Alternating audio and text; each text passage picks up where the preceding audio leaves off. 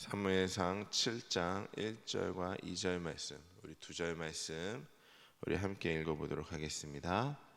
기럇 여아림 사람들이 와서 여호와의 궤를 옮겨 산에 사는 아비나답의 집에 들여놓고 그의 아들 엘리야사를 거룩하게 구별하여 여호와의 궤를 지키게 하였더니 궤가 기럇 여아림에 들어간 날부터 20년 동안 오래 있은지라. 이스라엘 온 족속이 여호와를 사모하니라. 아멘. 할렐루야. 오늘 이 새벽도 함께 예배하는 자리에 나온 여러분 모두를 주님의 이름으로 사랑하고 축복합니다. 성도란 어떤 사람일까요? 우리를 이제 저들 포함해서 모든 예수 그리스도와 하나님을 섬기는 자를 이제 성도라 표현을 하는데, 성도는 어떤 사람인가? 성도는 하나님만을 섬기는 자, 하나님의 은혜 가운데 보호받으며 살아가는 자를 거룩한 성도라고 이야기를 합니다. 그런데 우리의 삶을 한번 돌이켜 볼까요? 과연 우리의 삶은 성도의 삶이 맞을까? 그렇지, 어쩌면은 하나님만을 섬기는 자로서, 하나님의 은혜 안에 살아가는 자로서 살아갈 수도 있지만, 어쩌면 세상 속에 더 물들어 살 때가 더 많이 있을 것도 같습니다. 그럼 과연 하나님 앞에 합당한 우리의 모습이 무엇인지를 오늘 이스라엘 자손의 모습을 통해서 함께 나눠보도록 하겠습니다. 먼저 성도는 온전한 회복을 사모하며 하나님께 나아가야 합니다. 오늘 함께 읽은 말씀이 본문 1절 2절 말씀을 보니까 사람들은 엘리야사를 거룩하게 구별하여서 궤를 지키게 하였습니다. 왜냐하면 거룩하신 하나님 앞에서 거룩한 백성만이 설 수 있기 때문이었습니다. 오늘 보니까 궤는 이스라엘 변방인 기럇 여아림에 있게 됩니다. 이 모습은 이스라엘이 아직 언약 백성으로서 합당한 모습을 갖추고 있지 못했음을 나타내고 있습니다. 그렇게 20년이 지나자 이스라엘 백성은 언약 백성임에도 불구하고 하나님의 통치를 받지 못함을 애통하게 되고 있었던 거죠. 사랑하는 성도 여러분, 우리는 하나님의 통치를 받아 성도다운 모습으로 세워지기를 사모해야 된다는 사실을 기억하시기 바랍니다. 반대로 하나님의 통치를 받지 못한 성도의 비참한 삶을 생각해 보면은 얼마나 고통이 클까요?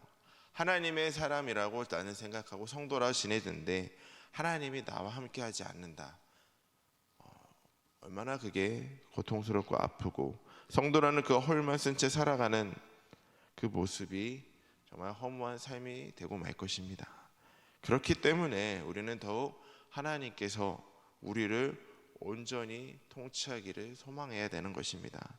성도의 참된 모습, 그 말씀으로 충만한 삶, 거룩한 은혜로 변화된 삶의 열매가 늘 나타날 수 있는 저와 여러분들이 될 수 있기를 주님의 이름으로 간절히 소망합니다.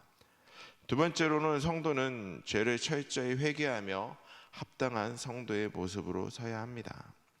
여호와의 통치를 사모하는 언약 백성에게 합당한 모습은 바로 우리의 잘못을 회개하고 하나님께 돌아가는 것을 말합니다.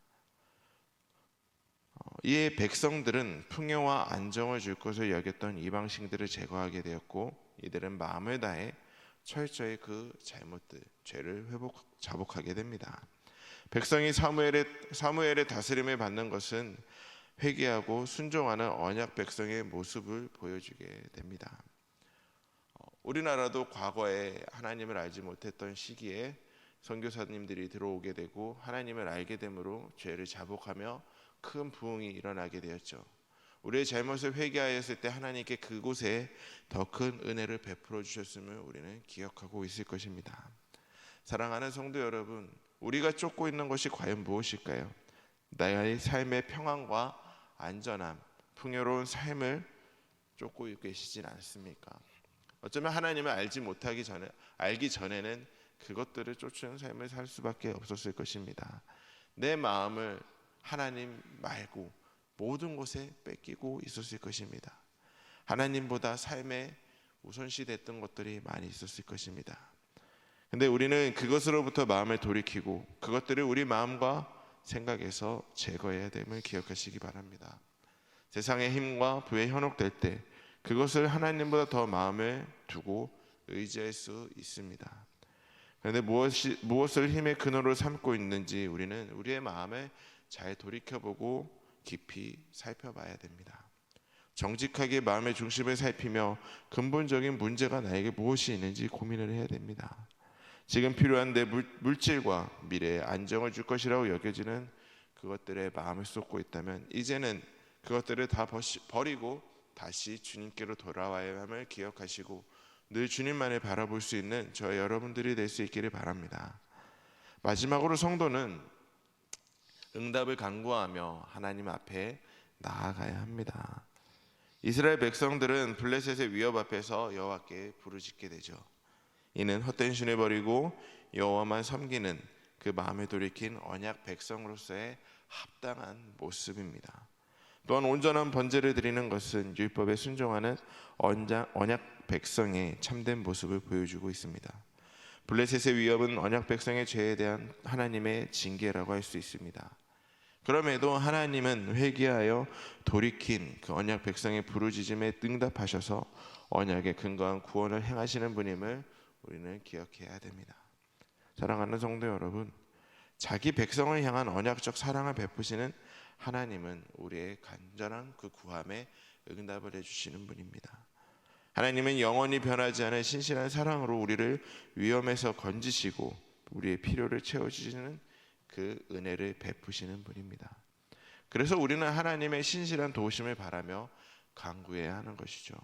일상적인 여러 필요, 현실에 당하는 위험까지 하나님께서 해결해 주실 것을 신뢰하며 우리는 그 은혜를 구해야 됩니다. 우리는 어쩌면 상황적인 힘듦, 어려움에 빠지게 되면 하나님께 나오는 것보다는 내가 스스로 그것을 해결하려고 하고 내 주변에 그것을 해결해 줄 수 있는 힘을 찾아다니고 있습니다. 이것은 우리 성도로서의 모습이 아니라 어쩌면 세상에서의 그 마음이 아직도 세상에 빠져 있다라는 것을 우리는 알 수가 있는 것이죠. 사랑하는 성도 여러분, 하나님이 원하는 것은 다른 거 없습니다. 하나님의 백성답게 하나님 앞에 구하는 것이죠.